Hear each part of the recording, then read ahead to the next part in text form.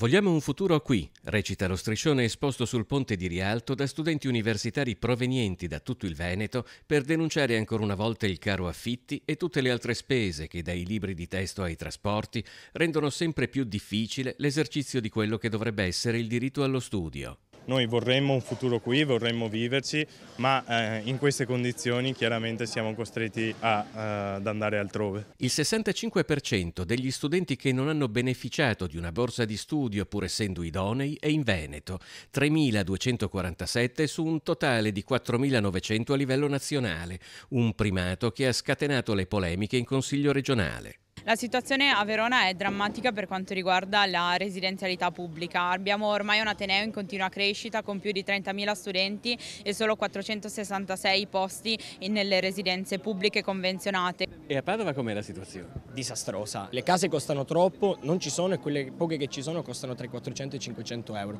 È una situazione ormai che è ingestibile. Io studio architettura a Venezia. Sono tra le persone più fortunate e per una stanza di 9 metri quadrati pago 425 euro al mese, in un appartamento condiviso con 5 persone. Sul ponte di Rialto appare anche una tenda da campeggio, simbolo qualche mese fa delle prime proteste contro l'emergenza abitativa, ma le difficoltà ci sono anche per i pendolari. Io sono di Jesolo. Dove studi? Cinese qui a Ca' Foscari a Venezia. Gli abbonamenti sono davvero aumentati molto e infatti c'è stato un aumento di credo il 10% rispetto agli anni passati. Quest'anno pago 72 euro al mese, che per 10 mesi che pago di università sono 720 euro all'anno. 400 euro di libri scolastici sono troppi, è un cartello con questa scritta.